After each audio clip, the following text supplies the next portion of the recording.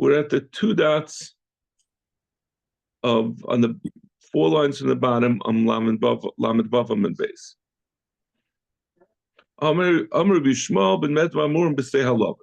So let's just go and review the setup in the first Mishnah. We had said the stay habal. The Mishnah says that an asada that is irrigated from the rain, it gets its water from the rain. So it's a machlekes Rabbi Shmuel and Rabbi Kiva. Rabbi Shmuel says since they're not going to be able to, the owner is not going to be able to grow crops a whole year round. He can only do it when he has rain.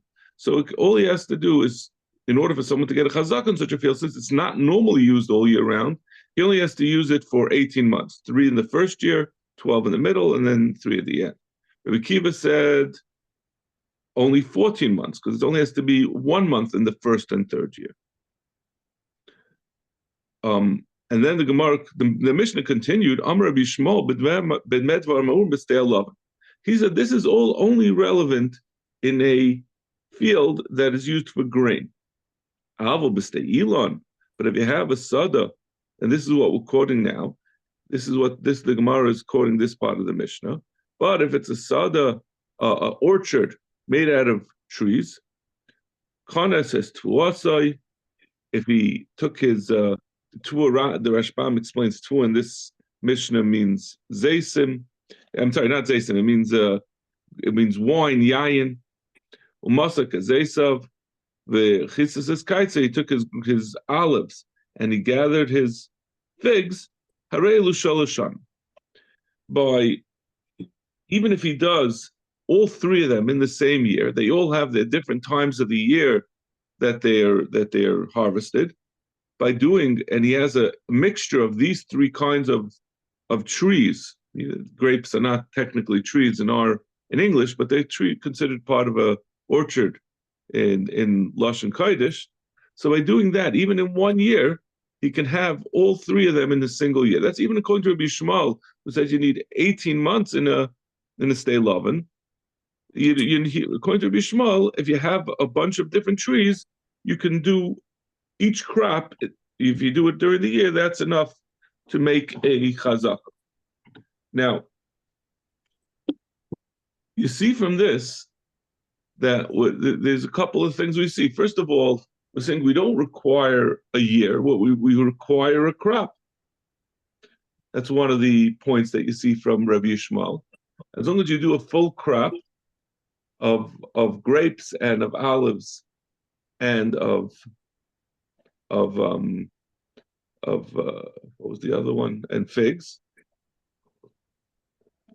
That's going to be considered a year of chazaka, or 1/3 of the chazaka. But we also see that obviously you're not doing the entire field.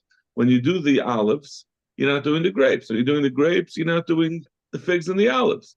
So you see that even if you're leaving over other things that are not being fully harvested, that's considered to be a chazaka. Those are the 2 chedushim that come out from Rabbi Yishmael.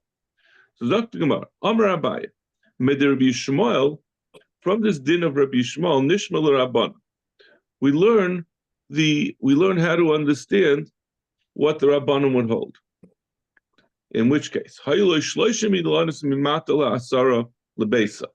if someone had 30 trees and they were dispersed at a rate of 10 trees, a rate of 10 trees for each base saw.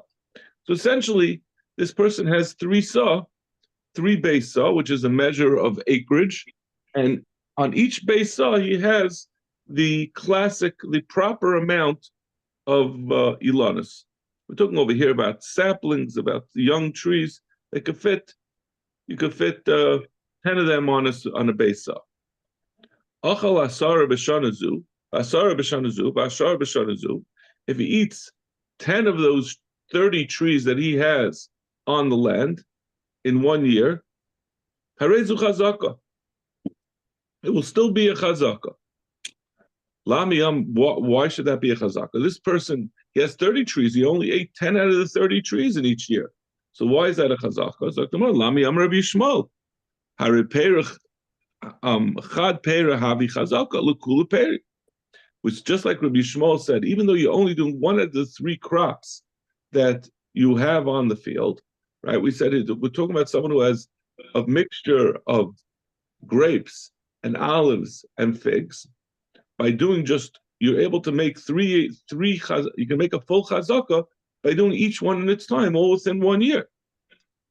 So you see that even though the person did not do a harvest of the entire field, because some of the things were not ready to be gathered, Rabbi Shmuel holds that that's sufficient to make a chazaka.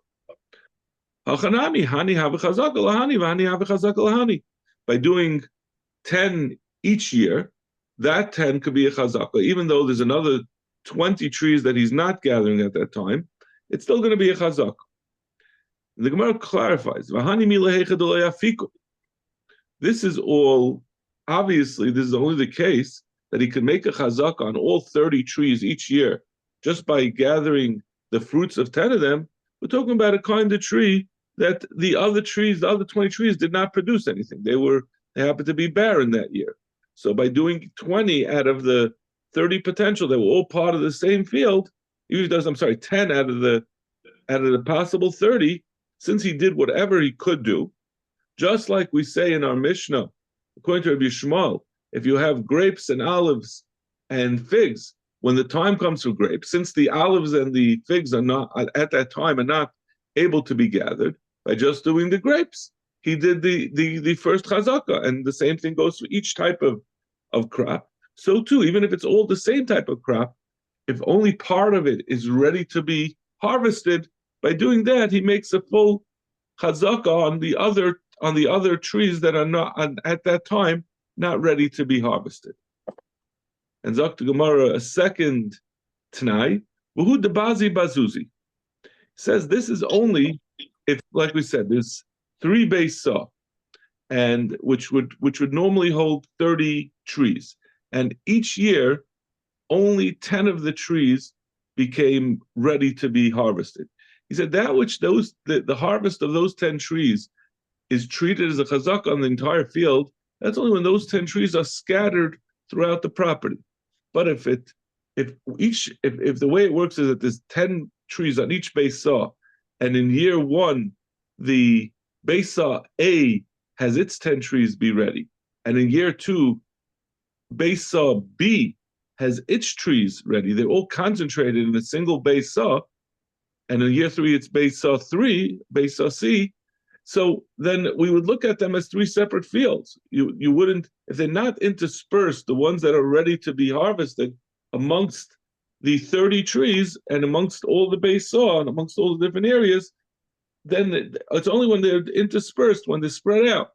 But if they're concentrated in one area, the chazaka would only be on that area that the trees were grown, that the fruit was ready to be harvested.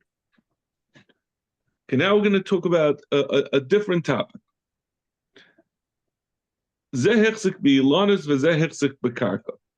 going to learn a couple of lengthy Rashbams, just because this Gemara is so hard to see in the Gemara what it's saying.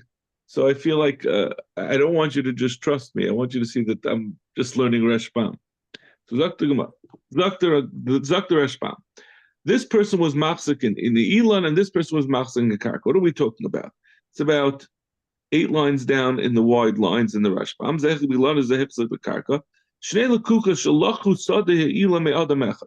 We're talking about it over here, as the Rashbam is going to say in a minute, and we're going to see later on in the Gemara. We're talking about Reuven and Shimon and Levi that they bought from Reuven his orchard. And the way it works is Shimon bought Reuven's karka, and Levi bought the trees. So Zok the Rashbam,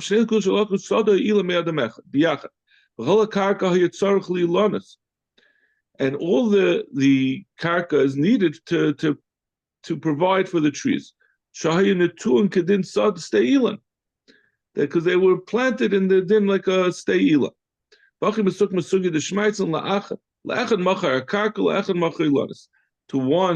To To Shimon, he sold the karka, and to Levi, he sold the ilanis. The hechzik kol echad b'shaloi, and each one did a chazak, going to Rafa Baporto, Yasu Shuma this karka kol echad b'shaloi. Each one did a chazaka in the karka. The karka nicknamed b'kesem shtar b'chazaka, because karka can be purchased with chazaka. We're not talking about, and we're not talking about it when we say hichzik b'ilanis and hichzik b'karka. We're not talking about what we've been talking about the rest of the parak. We're talking about someone making a chazaka to prove that the karka is, but rather we're talking about the kinyan chazaka. He bought it straight out from. There's not going to be any issues with whether there was a kinyan here, whether Reuven intended to sell it to Shimon and Levi. The question is, how far does the kinyan go? Later on, we're going to talk about specifically this case. So, Zok the Gemara, what happens in this case? Amrav Zvid, Zeh kana ilanis or Zeh kana karka. Shimon owns the karka, and Reuven, and Levi owns the ilanis. So let's see the Rashbam. What does that mean? I mean, obviously that's what we just said. We said that they bought it. Amrav Zvid, Zeh kana ilanis l'perisei below karka. He says that Levi, when he buys the Elan, all he gets is the Elan. Shem yavshu ha'Elanis, if the tree dies, when two lekuchas buy the Elan and the karka separately, the purchaser of the Elan, well, in our case Levi, doesn't get the right to replant his tree if it dies. So, is that kind of kol karka? And Shimon gets all the karka. Filim yesham gimel ilanis. Tnaba moichasmino. The Rashbam is often talking about this nafkamina. We say later on, if someone buys 3 trees, he also gets with it the karka along with it. The kind of karka tachteim u'beineim v'chutzlein kamalei oiler v'salei. Person gets, when a person buys a tree, or he buys 3 trees, he automatically gets a sada. He gets the karka around it so that he can go around and harvest his fruit from the tree and do what he needs to do to plow underneath it. That's talking about where there's only 2 people, where Levi bought only the trees from Reuven. That's what we do, the kana karka.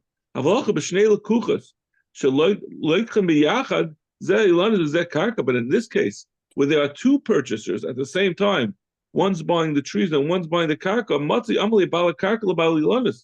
The person who bought the karka can say to the balanas, just like I don't have any rights in the ilanis that Reuven sold to you, you also don't have anything in the karka that Reuven sold to me. Later on, the Gemara is going to explain this reasoning. But so in any case, even though none of this is evident, you can't see it in the lashon of the Gemara. Rav Zvid is saying when 2 people, Shimon and Levi, Shimon buys karka from Reuven and Levi buys the Paris. Levi, when he buys the Paris, does not get the right to replant his tree if it dies, because in this particular case, Shimon, who bought the karka, has a taina that you don't have any more in the elan than I have in the karka. I bought the karka. I bought the karka without any rights to your elan. Normally, when a person buys karka, it comes with the elan, but I was restricted. I didn't get anything in your elan. So too, when you buy your elan, you were restricted. You didn't get any more than that. You don't get any rights in my karka. That's Rav Zvid's sheet. Maskiv l'Rapapa in Cain ein l'balilanas b'karka klum. He says it's almost a svara. He says then he has no rights in the karka.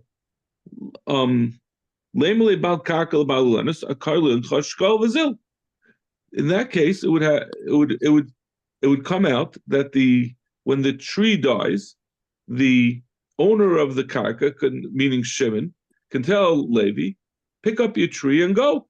And that, I mean, it's a little hard to understand according to the way the Rashbam is explaining it, because he's just repeating and he's saying it doesn't make sense that the tree owner bought trees and now it's a temporary purchase. It's just It's almost like a rental of the trees as long as they're alive, and then when they die, he has nothing. And the theory behind it, the way Taisus explains the theory, is like we said, if someone normally buys 3 trees, he automatically gets with a karka. So why in this case, when a person buys trees, we're all of a sudden restricting him to a type of purchase that a person normally doesn't make. A person who doesn't normally make the tree, and then if in 2 years it dies, he has nothing. El Amar Papa, Zekana Ilanis v'chatzi karka, v'zekana chatzi karka. We'll just see the first words of the Rashbam, just to make it clear. Lav daka, the Rashbam says, Lav davka chatzi karka. Doesn't mean chatzi karka. All he means to say is that he disagrees with Rav Zvid. Rav Zvid said that the person who buys the tree doesn't get anything in the karka. We're saying now, Rav Papa is saying, yes, he does get in the karka. He gets the right that he could replant his trees if they die. That's when he says chatzi karka, that it means that he has rights in the land, that he could do that. Like we said, when we buy 3 trees, you'll get enough karka to take care of it. He gets that amount to take care of it, and he also gets with that the right to replant it if it died. So that's a machlokes for Papa and Rav Zvid. When shnei lekuchas, when you have 2 lekuchas who buy from one owner, Rav Zvid says the owner of the tree, all he gets is a bare tree, and he doesn't get any rights. He doesn't get any land with it, and he doesn't get the right to replant it. Rav Papa disagrees. Pshita. Then we're gonna go back to this machlokes. Pshita. Macha karka v'shayri lanas lefanav. Now we're talking about not the case of shnei lekupas, but a regular case of Ruvain selling to Shimon. So if Ruvain sold his karka, v'shayri lanas lefanav, but he left the trees. Reuven didn't sell his trees. He said to Shimon, I'm selling you the karka, but I'm keeping the tree that's on the karka. Yesh la karka. The Reuven still keeps karka, that meaning like the same way like we said in the first Gemara in the machlokes or Papa and Zvid, we say he has karka, it means that he can replant the tree if it dies. Zak Gemara, va'afilu Rabbi Kiva diyama, moicha ba'ayin yafa moicher, even according to Rabbi Kiva, which I believe we've come across this in other Masechtas, but it's throughout Bava Basra. We have this machlokes, Rabbi Kiva and the Rabbanon. Whether a meicher, when someone sells something, does he do so generously with an ayin yafa, or does he do so stringently or frugally? So if we look at the Rashbam, we'll see the case of when do you have this question. Pluk to the bottom Rashbam, 3 lines from the bottom, actually 8 lines from the bottom of the Amud. Va'afilu Rabbi Kiva da'amar, pluk to the Rabbi Kiva Rabban l'kamam ba'ameichas habayis. B'shnei mekaymis. It's machlokes is mentioned twice. Gabi meichas habayis, someone who sells a house. Tnan le'machar hayitzia, v'leis habar v'leis hadus. A person who sells a house does not include his cistern. He has a water hole that he uses to keep water. So when he sells his house, he keeps that for himself. That's not included in the sale. Avagav the kasav loy umka baruma v'tzarach likach leiderech dir Rebbe Kiva. Even though he wrote that I'm giving you the whole everything underneath the house, he keeps the water pit for himself.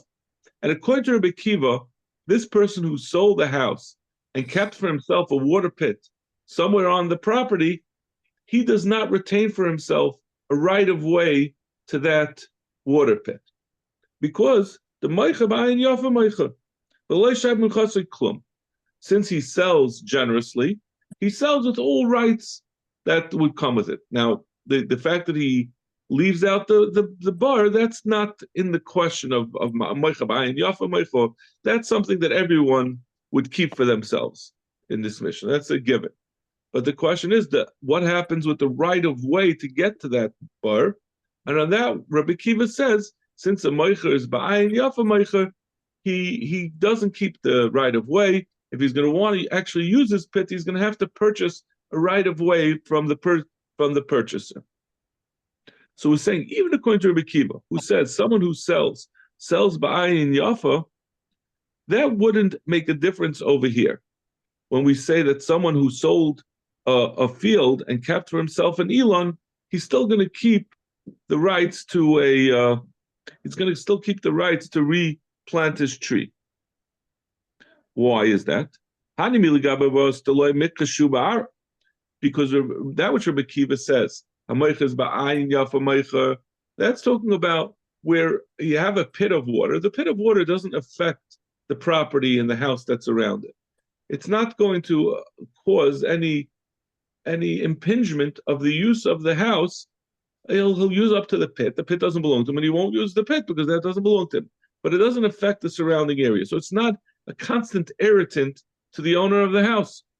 But by a tree, the kamakhashi ba'ara, where the tree is going to bother the owner, the person who bought the land.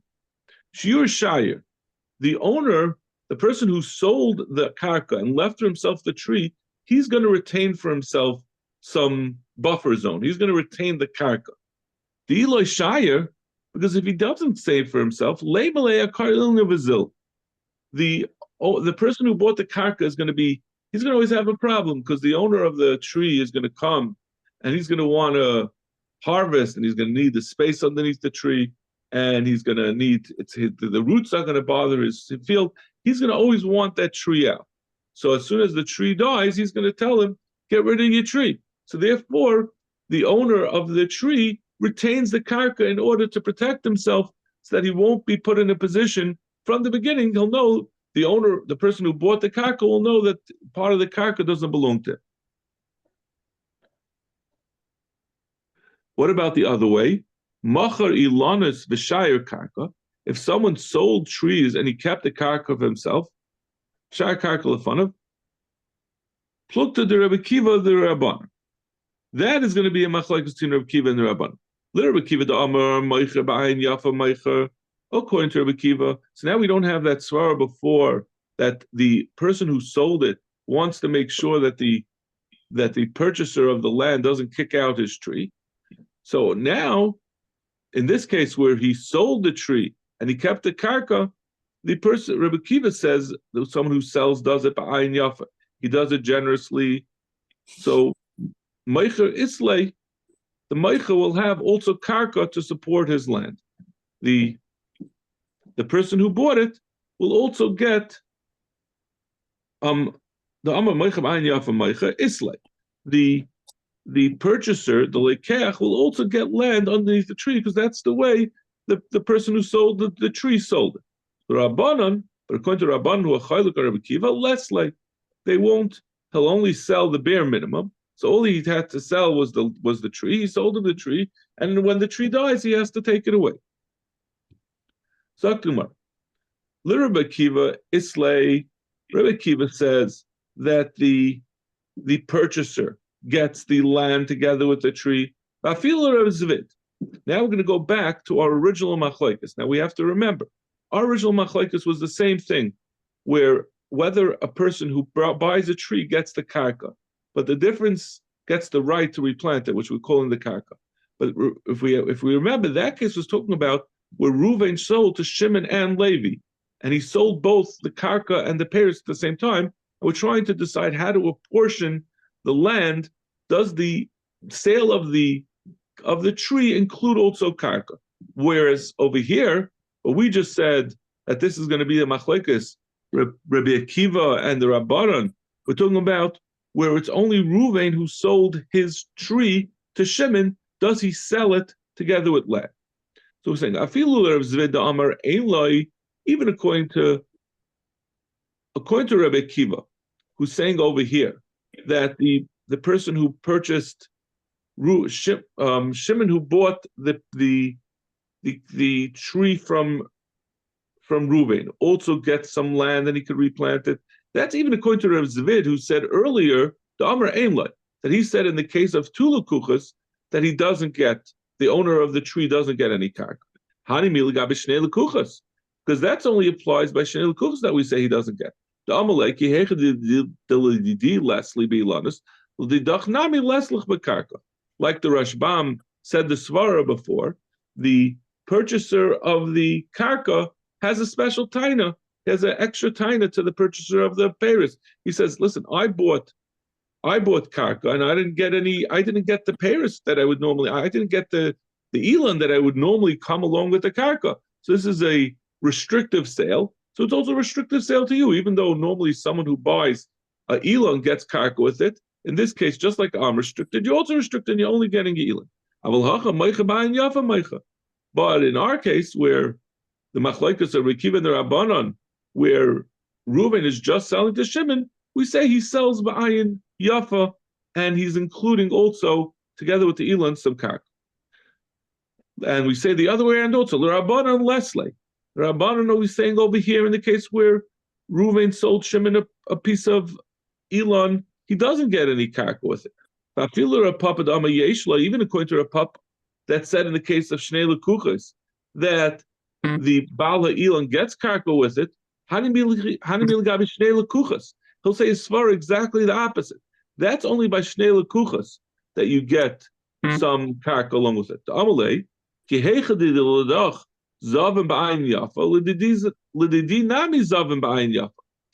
they'll say to him, just like that which your Papa said before Yeshle by Shnei Lekuchos, that the Bala Paris gets also some karka. He'll say, because the Bala Paris will say to the Bala Karka, just like you got your karka and you're allowed to keep it forever, it was sold to you in a permanent manner, so too I'm getting exactly the same. I should have the same rights ultimately in what I bought as you have.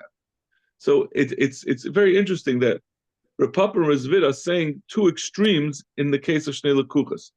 Rizvid is saying, Rizvid is going to say by Shnei Lekuchos, it's more reason to support the Baal HaKarka, and Rav Papa is saying there's more reason to support the Baal HaPeres than the case of a straight up sale. But over here, we'd say it's a standard din. The machlokes of Akiva and the Rabbanan, and we'd say that the seller sells it with a minimum amount, and therefore it doesn't include any karka along with the tree. Amin Ardoi, the people in Ardoi disagree with the halacha that we had brought in the previous Gemara. We're going back to the previous shtickle Gemara that says, Ochlon Ritzufin, if someone ate more than 30, if you had more than the typical amount of trees on a piece of karka, Eloi chazaka. He doesn't get a chazaka by using the trees, by harvesting the trees that are planted too close together. Because the way I always think about this, if you know around December, the people who go around selling the fir trees, right? You come down, you buy your tree for you, not us, but the guy will buy a tree to put in the corner of their living room. So it's just when you have a bunch of trees that obviously the land can't support, then those trees are not intended to stay there. So someone using it is just using. It's like he's not using the land per se. He's using the land as a storage area for trees that he's gonna anyway be moved around. So it's not that he's working the land to get a chazak on it. Amr of Zera, Kitanoi, and this is a machlokes Tanoim. We skipped. I'm sorry. I'm sorry. Right. Maskav l'rava elameata hi mishra da aspasasa, but my kanila. How can you be kind of aspasasa? Aspasasa, for some reason, every peculiar and unique aspect of a plant always is put on aspasasa. But I just had this in Bava Kama yesterday. There's an aspasa that it goes from one karka to another karka. It's a long leaf. But anyway, aspasasa is also something that is usually grown in one place and then replanted somewhere else.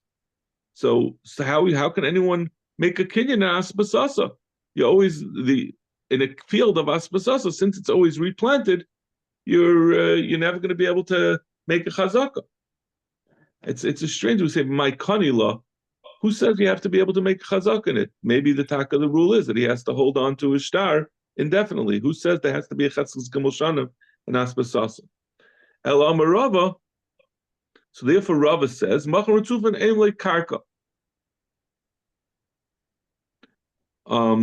He says it's talking about a different thing. We're not talking about that a machzik in ritzufin, being machzik in a densely treed property is not kind of with a kinyan cheskes gimel shanim. He's saying someone who sold a field of ritzufin, he doesn't intend to sell the karka along with it. What he's selling is the property on it. Like I said, he says, I'm selling you my field, all these fir trees. All he means to sell is the trees on it because they're always replanted. Does it help make a chazaka on the land? I hear what Rav is saying. So in the karka, meaning he doesn't have a chazaka in the karka. Is that what we're saying? We're switching off. We're not talking anymore about chazaka. We're talking about what he's purchasing. The first that's the machlokes between Rava and Nahardoi, for the pshat in Nahardoi. Okay, what's not? Can you say what's not? What's the member? The Nahardoi said achlan ritzufin ein lechazak, but they said that you don't have a chazaka. They had like a messiah that there's a din of achlan ritzufin ein lechazaka, that you don't get a chazaka by living on it for 3 years, because since it's too densely it's too densely grown. Obviously, the trees are not meant to be on the karka. So using the trees is like you're doing something unconnected to the karka on it. You don't get a chesed gimel shanim. I mean, you don't get a chazaka of gimel shanim when you're not planting forever trees. I mean, if you're planting trees that are going to be forever, right, that goes by. But if you're growing a certain type of tree where they're densely populated, obviously you're doing it to sell and to uproot later on, so you're not showing a bilus over it.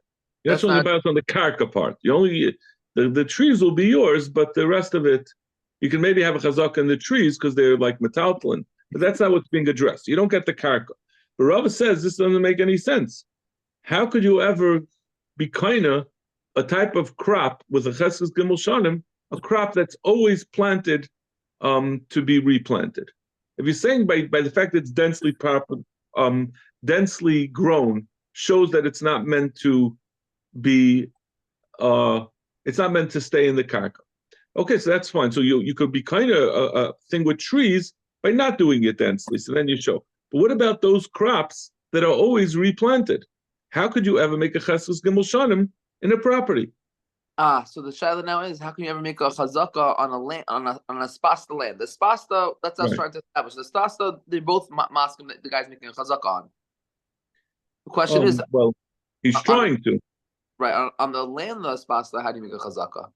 Right, since the spasta is always replanted, the owner will always say, I don't care that you were here for 10 years. I never made it looked like it was yours. It didn't look like it was yours because you never used the land really on a permanent basis. Therefore, Rava rejects that entire pshat.